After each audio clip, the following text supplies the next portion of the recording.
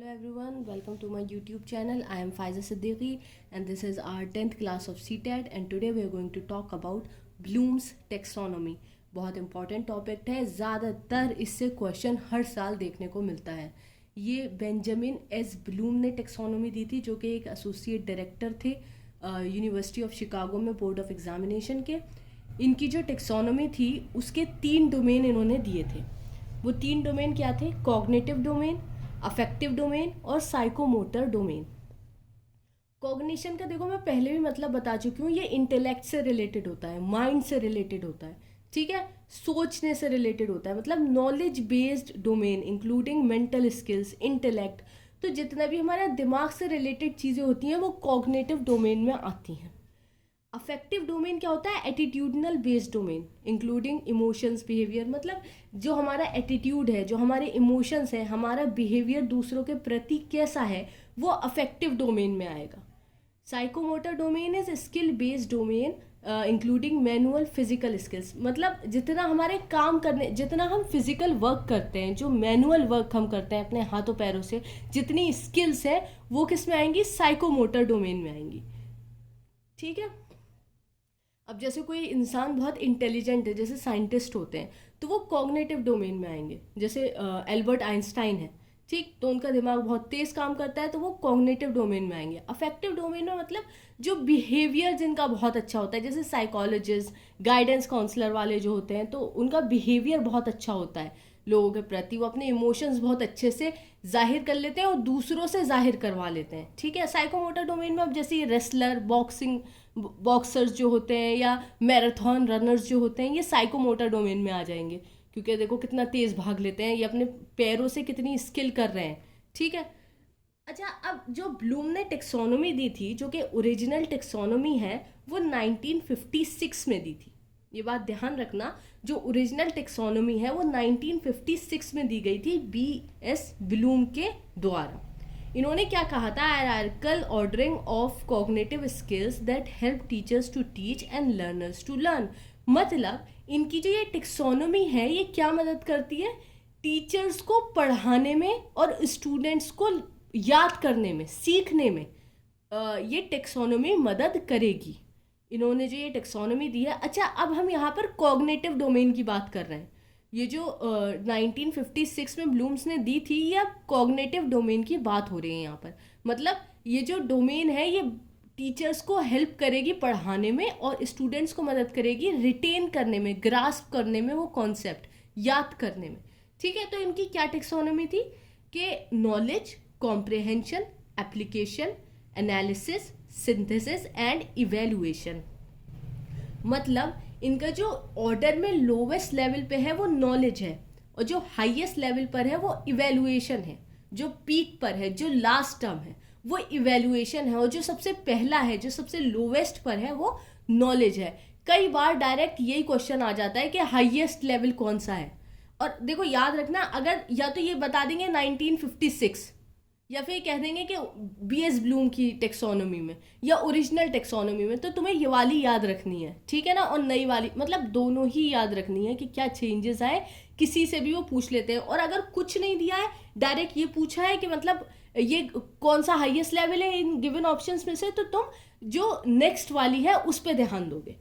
Original taxonomy से जब भी क्वेश्चन आता है, जब डायरेक्ट पूछा जाता है कि 1956 वाली टेक्सोनोमी से या B.S. ब्लूम की टेक्सोनोमी से, ठीक, तो सबसे पहले तो नॉलेज आएगी, फिर कॉम्प्रिहेंशन, देन उसको अप्लाई करेंगे, एनालिसिस करेंगे, उसका सिंथेसिस करेंगे और फिर उसको, उस नॉलेज को इवेल्युएट किया जाएगा. ये जो है ब्लूम्स का कहना है कि ये ठीक ऑर्डर है, करेक्ट ऑर्डर है. अच्छा, अब एंडरसन और क्रॉथवेल, ये जो एंडरसन है ये ब्लूम के स्टूडेंट रह चुके थे. ठीक है. तो जाहिर सी बात, उन्होंने सब देखा था कि ब्लूम ने कैसे टेक्सोनोमी बनाई थी और क्या किया था.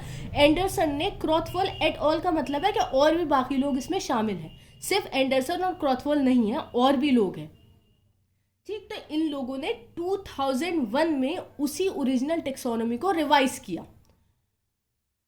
ओरिजिनल टेक्सोनोमी तो B.S. ब्लूम ने अपने 1956 में दे दी थी कॉग्निटिव डोमेन की. ठीक है. लेकिन फिर एंडरसन और क्रॉथवेल और बाकी लोगों ने मिलके उसी टेक्सोनोमी को थोड़ा सा रिवाइज किया, थोड़ा सा चेंज किया और वो 2001 में दी. अब वो क्या थी taxonomy? Remember, understand, apply, analyse, evaluate and create. ठीक है, अब ध्यान रखो, जहां नॉलेज था वहां रिमेंबर आ गया है, ठीक है, जहां कॉम्प्रिहेंशन था वहां अंडरस्टैंड आ गया है। अप्लाई और एनालाइज वैसे ही रहेगा, बस याद रखो कि जो पहली जो ओरिजिनल टेक्सोनॉमी थी वो नाउन्स में थी, और जो ये रिवाइज टेक्सोनॉमी है ये वर्ब्स में है।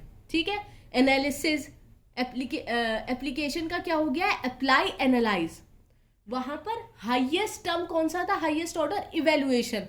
लेकिन यहां पर हाईएस्ट अब इवेल्युएशन नहीं, यहां पहले इवेल्युएट है फिर क्रिएट है। तो ये चीज ध्यान रखना कि दो अलग अलग टेक्सोनॉमी है, एक ओरिजिनल है एक रिवाइज्ड है, और किसका हाईएस्ट और लोवेस्ट टर्म कौन सा है, ये चीज आपको ध्यान रखनी है कि 2001 का हाईएस्ट टर्म कौन सा है और 1956 का हाईएस्ट टर्म कौन सा है। तो उधर इवेल्युएटिंग है और इधर क्रिएट है, उधर नॉलेज है और इधर रिमेंबर है। डायरेक्ट ऐसा आ जाता है कि लोवेस्ट हाईएस्ट टर्म बताओ, या फिर आपको ऑर्डर में करने के लिए भी आ जाता है कि मतलब कौन सा सही ऑर्डर है इसमें से। तो आपको ये चीज़ याद रखनी पड़ेगी, कोई और तरीका नहीं है, आपको रटना ही पड़ेगा। कहीं कहीं रोट लर्निंग ज़रूरी हो जाती है, क्योंकि रोट लर्निंग के अलावा कोई और चांस भी नहीं है यहाँ पर। आपको पढ़ना ही पड़ेगा, अच्छे से याद करना पड़ेगा दोनों टेक्सोनॉमी, ओरिजिनल और फिर रिवाइज। पहली बीएस ब्लूम ने दी है, दूसरी एंडरसन एंड क्रॉथवेल ने दी है। अच्छा, अब देखो कॉग्निटिव डोमेन की बात चल रही है। मेटा कॉग्निशन जो टर्म है वो कई बार पूछा जा चुका है सीटेट में। क्या है ये मेटा कॉग्निशन? मेटा का जो लिटरल मीनिंग है वो है बियॉन्ड, और कॉग्निशन का मैंने तुम्हें बता दिया, intellect, mental skills, mental abilities. ठीक, तो मतलब बियॉन्ड मेंटल एबिलिटीज। एक तो नॉर्मल पर्सन है जिसकी कॉग्निशन लेवल जैसे नॉर्मल होगा, ठीक है, लेकिन एक इंसान है जो जो मेटा कॉग्निटिव एबिलिटीज रखता है, मतलब बियॉन्ड कॉग्निशन रखता है। He thinks about his own thinking, मतलब वो जो सोच रहा है वो उसके बारे में भी सोच लेता है कि मैं क्या सोच रहा हूँ, क्या मैं सही सोच रहा हूँ या गलत सोच रहा हूँ, मेरी सोच कैसी है।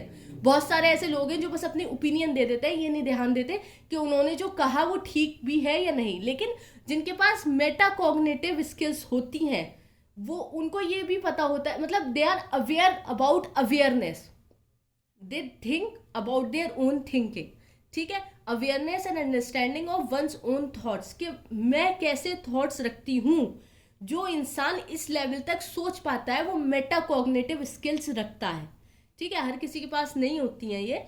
बहुत सारे ऐसे लोग होते हैं जो बस अपना ज्ञान जो है वो दूसरों पे थोपते हैं, इंडोक्ट्रिनेशन करते हैं कि नहीं यही ठीक है, ठीक है ना। लेकिन कई सारे ऐसे लोग होते हैं जो ये सोचते हैं कि जो मैं सोच रहा हूँ वो सही भी है या नहीं, ठीक है ना। तो थिंकिंग अबाउट थिंकिंग या अवेयरनेस अबाउट अवेयरनेस, जो अपने ओन थॉट्स के बारे में सोचे, वो मेटा कॉग्निशन होता है। इस बात को ध्यान रखना, मेटा कॉग्निशन कई बार आ जाता है और डायरेक्ट यही क्वेश्चन होता है कि मेटा कॉग्निशन होता क्या है। ठीक है, तो थिंकिंग अबाउट थिंकिंग या अवेयरनेस अबाउट अवेयरनेस। अब ये जो बात हुई ये कॉग्निटिव डोमेन की बात चल रही थी कि पहले बीएस ब्लूम ने दिया, फिर दूसरा एंडरसन क्रॉथवेल एट ऑल ने दिया। ठीक, अब बाकी दो डोमेन बची। टेक्सोनॉमी में 3 डोमेन थी, हमने शुरू में बात की थी, cognitive, affective and psychomotor. Cognitive के बारे में हमने बात कर ली है। Now come to affective domain. Affective domain Krathwohl ने दी थी, यही जो एंडरसन क्रॉथवेल ने मिलके 2001 की कॉग्निटिव डोमेन दी थी, उन्हीं ने अब अफेक्टिव डोमेन भी दी है। ठीक, और इस अफेक्टिव डोमेन में उन्होंने 5 कैटेगरीज रखी हैं: receiving, responding, valuing, organisation and characterisation. मतलब किसी अब देखो अफेक्टिव डोमेन किससे रिलेटेड था? इमोशन से, बिहेवियर से, कि मतलब कोई बात सुनने के बाद आप कैसा रिस्पॉन्ड करते हैं, आप कौन सा बिहेवियर शो करते हैं, आप कैसे इमोशंस शो करते हैं। ठीक है ना, वही तो अफेक्टिव डोमेन में आएगा। तो पहले आपने कोई चीज़ रिसीव करी, फिर उसको रिस्पॉन्ड किया, जो चीज़ मिली आपको उसमें आपको वैल्यू किया कि इसका क्या वर्थ है, उसको सेट ऑफ वैल्यूज को ऑर्गेनाइज किया, और फिर कैरेक्टराइजेशन, मतलब उस चीज़ को अपने ऊपर अप्लाई करके थोड़ा सा चेंजेस लाया आप अपने अंदर कि नहीं ये बात ठीक लग रही है, मुझे अपने अंदर भी इस बारे में चेंजेस लाने चाहिए। ठीक है ना, तो पहले आपने कोई अच्छी हैबिट रिसीव करी, उसको रिस्पॉन्ड किया, उसको वैल्यू किया, ऑर्गेनाइज किया, और फिर कैरेक्टराइज किया, अपने अंदर उसको अप्लाई कर दिया। तो ये क्या है? Affective domain. Last is psychomotor domain. इसमें भी 5 कैटेगरीज है, और ये साइकोमोटर डोमेन RH देव ने दी है। ये बात भी ध्यान रखना, तीनों के आपको याद रखने हैं प्रोपोनेंट के किसने क्या दिया है। पहला बीएस ब्लूम, दूसरा फिर एंडरसन एंड क्रॉथवेल, फिर क्रॉथवेल एंड देन आरएच डेव। अब ये क्या है, imitate, manipulate, precision, articulation and naturalisation. ये क्या होता है, जैसे आप कोई चीज सीख रहे हैं, ठीक है ना, तो पहले आप इमिटेट करेंगे।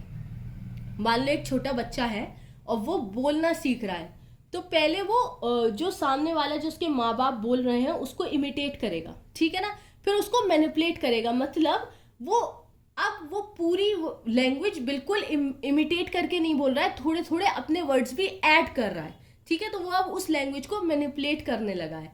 फिर प्रिसिशन, आर्टिकुलेशन, मतलब वो बेहतर होता चला जा रहा है, प्रिसाइज हो रहा है, उस लैंग्वेज को आर्टिकुलेट कर रहा है। और लास्ट में नेचुरलाइजेशन, वो बिल्कुल परफेक्ट हो चुका है। जैसे 6-7 साल का बच्चा होता है, वो एकदम परफेक्टली हिंदी बोल रहता है। हमारे यहाँ घर में हिंदी बोली जाती है, जो भी जिसकी मदर टंग है वो उसमें 6-7 साल का बच्चा एकदम परफेक्ट, मतलब नेचुरलाइज, उसको नेचुरल आ जाती है वो, ठीक है ना। तो ये होती हैं 5 कैटेगरीज जो कि आर एस डेव ने दी है साइकोमोटर डोमेन में। मतलब साइकोमोटर कोई स्किल होती है ना, फिजिकल स्किल, तो जैसे आपको दौड़ना सीखना है तो वो भी इसी ऑर्डरिंग के थ्रू सीखेंगे। कोई भी फिजिकल एक्टिविटी को सीखने के लिए इस ऑर्डर में आपको जाना पड़ेगा, ठीक है। ये आर एस डेव का कहना है। तो ये थी हमारी ब्लूम्स टेक्सोनॉमी और उनके टेक्सोनॉमी के तीनों domains. I hope you enjoyed this video and learned something new here. And if you did, then you can like, share and subscribe to my YouTube channel. And thank you for watching.